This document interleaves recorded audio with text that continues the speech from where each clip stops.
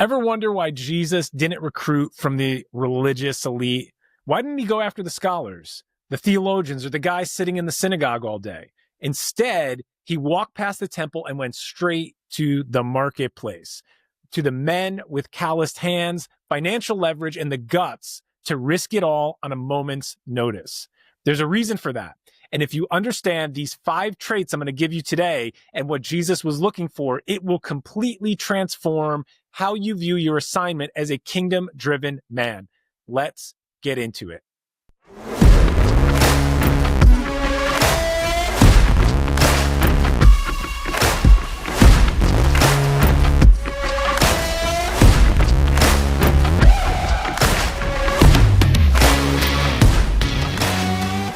Jesus wasn't looking for religious guys. He was looking for resourced, risk-taking builders. These guys could carry out a multi-generational movement that would turn the world upside down. The 12 men he called weren't accidents. They were strategic choices. And the traits he looked for in them are the exact same traits that you need to develop if you're going to fulfill your kingdom assignment. Today, we're breaking down the 5 characteristics that Jesus went after and how you can cultivate them in your own life. Let's get right into it and learn how to develop these 5 traits, what they are, and how we can implement them into our lives. Okay, so the first trait that I want to highlight is that all 12 disciples, they were builders. And if we get right to the point of it, we're going to see that Jesus didn't go after guys living in their mom's basement. He went after owners and operators and builders. Peter, James, and John, they weren't just fishermen. They owned fishing businesses. Matthew wasn't just a tax collector. He ran a lucrative enterprise. These men had skin in the game and they all had built something. They owned homes, they had families, and they had responsibilities. So being a builder means you understand process. What's it really mean to be a builder? It means you understand the process. You understand patience and you understand production. You know what it takes to create something from nothing. You know how to manage resources, lead people, and navigate setbacks. Jesus needed these guys who understood how to build because the kingdom isn't built by consumers. It's built by producers. And I want to say a builder doesn't wait for opportunities just to fall into their lap. The main difference here is that a builder creates opportunities. A builder doesn't blame circumstances. He takes ownership. A builder doesn't sit on the sidelines. He gets in the game and makes something happen. So here's my challenge on this first point. Jesus can't use you if you haven't built anything. Now, I want you to hear me correctly, because if you're perpetually stuck in the waiting for my big break mentality, you're not going to be ready for your assignment. God is looking for men who are already building where they are. Careers, families, communities, and your spiritual life. So I'm not making the claim that you have to be some 7-figure entrepreneur. That's not what I'm saying here. But realize that you are a builder. Maybe you don't see yourself as a builder because you're not good with physical tools. Maybe you don't see yourself as a builder because you're saying, I've never built anything. I'm not a business. But I'm going to challenge that mentality right now because you are building something right now. You're building your life. You're building the atmosphere in your home. You're building what you're cultivating all around you on the job, in your relationships. Whatever you're experiencing right now, you built that. So all men are builders. And the question is, what are you building? All right, trait number 2, they had discretionary time and money. Here's the point. This one punches you in the face with reality. The disciples weren't living paycheck to paycheck. They weren't barely scraping by. They had margin in their lives. They had discretionary income and they had time. How do we know? Because they could leave their businesses for 3 years. They could go follow Jesus and then go back to fishing when it was all over. They had a skill set. They had a business. And when they left, their business didn't collapse because they set it up with systems, people, and processes that could run without them. Here's the power behind this one. Margin is leverage. Without margin, you're a slave to survival mode. You can't think strategically. You can't invest in your calling. You can't be available when God says go. Jesus couldn't recruit men who were financially strapped and time-starved. It just wouldn't work. The mission required availability, flexibility, and resources. This is why financial stewardship is a kingdom issue. It's not about prosperity gospel nonsense. It's about understanding your money is a tool for the kingdom to advance it. When you have margin, you can be generous. You can invest in people. You can step into opportunities without fear strangling every move you make and every decision you want to make. And by the way, I'm not against prosperity, but I believe a true definition of prosperity is having enough provision for the vision God gives you, plus money left over so you can operate and do the things God called you to do and provide for your family and have a nice life. John prayed that we would prosper in every way, even as our soul prospers. So it's spiritual and it's soul prosperity first, and we should be seeing prosperity in all areas of our lives, not just finances, but in our relationships and in everything that we engage with. Okay, trait number 3, they had a history of doing community. Here's the point. The disciples were not lone wolves. They didn't operate in isolation. Fishing in that era was not a solo gig. It wasn't one guy out on a rowboat fishing. It required a boat with a massive team pulling in nets, and you couldn't do it as a one-man show. It was a team sport.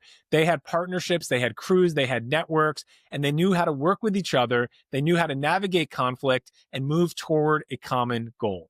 And here's the power behind that. Jesus was building a movement, not a fan club.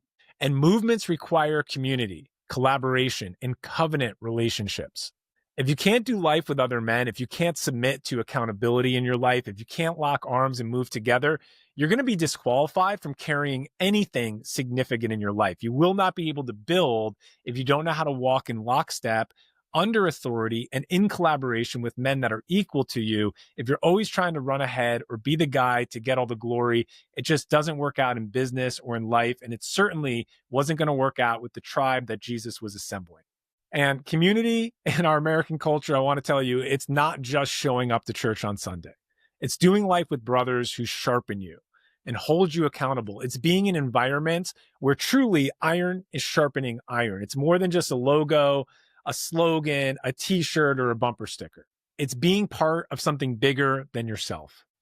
The disciples already understood this before they met Jesus because they've been operating in community their entire lives. That's the way the Hebrew culture was. That's why Jesus could trust them to build the church, because they knew how to function as a body, not just individuals, just like you and I are called to do. So here's the challenge. Too many men in this day and age are isolated, disconnected, and trying to do it all alone. And it's killing them. You weren't designed to operate solo. You were designed for brotherhood, for covenant relationships, and to be part of a team. My coaching question for you on this one is, who's in your corner? Right now, you should be able to name 5 guys that come to your mind right away, at least 3, at least your inner circle of who's got your back, who you're going to call, who you going to, who's calling you when stuff hits the fan. Who are the men speaking into your life? Who's holding you accountable? If you can't name at least 3 men right now, you're outside of God's design, and it's costing you more than you realize. All right, trait number 4, they had high risk tolerance. Here's the point. Fishermen on the Sea of Galilee were not playing it safe. That body of water was notorious for violent storms that could rise up out of nowhere and sink their ships. Every time they pushed off the shore, they were risking their lives. They had developed a high tolerance for risk because their livelihood demanded it. And here's the power of knowing that, and knowing that this was the mindset these guys operated in. It's understanding, and they would have understood it because of their livelihood, because of their occupation. Faith requires risk. Following Jesus requires risk. Building the kingdom requires risk. Jesus needed men who weren't paralyzed by fear, who wouldn't bail at the first sign of opposition. They had to be able to handle uncertainty and still move forward. Risk takers understand that safety is an illusion. They understand that the greatest danger isn't failure. It's never trying. They learn to assess risk, calculate the cost, and make moves anyway. This is what every business owner who's successful knows how to do. This is the opposite of passive, risk-averse, comfort-seeking Christian culture that we see today. Jesus doesn't call you to be safe, predictable, or live a low-stakes life. He calls you to go all in. He calls you to go into the world, make disciples, and advance the kingdom. That requires courage, boldness, and a willingness to put it all on the line. So here's my challenge for you. Most men are playing it safe. They're avoiding the hard conversations. They're staying in the comfortable job. They're refusing to take the leap that God's calling them to because they're terrified of what might happen. I know this well because I lived it. When I first wrote the standard, I sat on it. I did not release it because I had a crippling fear of perfection. What are people going to say? What are people going to think? I had to outgrow that to step into the next level of faith, to step into my next level of life. So I know this firsthand. Where are you playing small in life right now? Where are you holding back? Where are you living risk averse when God's called you right to the edge where you live boldness, where you sharpen your sword, where you step out every day into a new adventure in the assignment that he's called you to? Here's the reality I learned. Playing it safe is the riskiest move you can make because you'll get to the end of your life and you'll realize you never fully stepped into your assignment. So here's my coaching question for you. Where are you playing it safe right now? What risk is God calling you to take that you've been avoiding? And what's the cost to you if you continue to stay comfortable? Okay, guys, you made it all the way to trait number 5. Congrats for sticking with this show. I'm going to give you one right now. And here it is.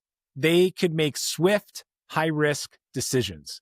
Guys, anyone worth following, any confident leader is decisive. Those are the men. Those are the leaders that we want to follow. And that's who the disciples were. And that's who they became after they spent time with Jesus. So here's the point. When Jesus says, follow me, the disciples, they didn't schedule a committee meeting and they didn't need 6 months to pray about it. I've done that one before, right? They didn't have to run it by their life coach. They dropped everything and they followed him immediately. That's decisiveness. That's the ability to make high stakes decisions in real time. And here's the power behind that. Decisiveness is the mark of true leadership because indecisive men, they don't lead. You've never followed anyone who's indecisive. And if you have, it's torture. If you're working for someone who can't make a decision or who's double-minded, you're not going to last long. You want to follow someone who knows how to take the lead. They know where they're going and they make decisions with confidence. By the way, as husbands, that's who your wife wants to follow. So if you're single, be prepared to build your confidence in decision-making. And if you're married right now, guys, take leadership, be decisive, and lead your family. Indecisive men don't lead. Indecisive men don't build. They wait. Indecisive men don't advance the kingdom. They get stuck in analysis paralysis. Jesus needed men who could hear his voice and then move. Now, don't get it backwards. It's not move and then pray about it. You listen first, you get direction, and then you move. He needed men who could assess a situation quickly and act. Men who didn't need their hand held through every single decision-making part of the journey. Now, this trait of decisiveness is really developed through experience. The disciples had been making high-risk decisions their entire lives as fishermen. They had to decide, do we go out today or not? How's the weather look? Do we cast the nets here? Do we move to deeper water? Do we push through the storm or do we turn back? Every day required rapid decision-making under pressure. So here's my challenge. Too many men are stuck in perpetual, never-ending indecision. They're waiting for 100% certainty before they move. They're overthinking every decision, and they're so afraid of making the wrong choice that they make no choice. But indecision is a decision, and it's usually the wrong one. So here's my coaching question. What decision have you been avoiding? What has God already spoken to you about and you're still praying about? What would change if you made that decision this week? All right, guys. So as I wrap this up, I want to drive this point home. Jesus didn't choose random men. He chose builders with margin, community experience, high risk tolerance, and the ability to make swift decisions. These weren't accidental traits. These were essential qualifications for carrying the mission. And here's what you need to understand. The same qualifications apply to you and to me. If you want to walk in your full kingdom assignment, you need to develop these 5 traits. Be a builder. Start building where you are right now. Create margin. Get your finances and your time under control so you have leverage. Do community. Lock arms with brothers who will sharpen and challenge you. And if you need help with that, check the links in the bio. I'm building a strong community of kingdom men right now. Increase your risk tolerance. Step into uncomfortable places where God is calling you. Make decisive moves. Stop overthinking and start taking action on what God's already spoken. So, hey guys, those are the 5 traits of what the disciples had. These are the men Jesus went after. And what I'm going to do below is I want to coach you. I want to help you work through these things. So in the bio, in the show description, I'm going to give you 5 coaching questions. I want you to spend time with it. If you're serious about becoming the man God wants you to be, I have a lot of different ways I can serve you, but I want to serve you right now by coaching you. And if you just go grab the 5 questions in the show description below, we're going to put this on a blog post as well. You can start to journal your answers, sit with God, spend time with him, be honest about how you answer those questions, and start to step into who he's calling you to be in this season right now. So guys, here's my final challenge. Do not turn down the volume. The kingdom needs men who look like disciples, resourced, risk-taking builders who can make swift decisions and carry the mission forward. That's who Jesus went after, and that's who Jesus is looking for right now. Are you that man? Let's get after it. Hey guys, I take a lot of supplements to optimize my health, but there's been one brand that's been consistent. It's been a staple in my routine for the past 15 years, ever since I was introduced to this product called Perfect Amino. Made by Body Health, these are essential amino acids. They have a full line of supplements that I've taken over the last year that help me get into the best shape of my life. I do Bodycom Magnesium for sleep. I love their electrolyte product. I don't drink water plain anymore. It always has electrolytes added to it with essential amino acids. Check out the entire lineup at the link below. I'm going to give you a special code so you can save 20% on any product whenever you want at Body Health.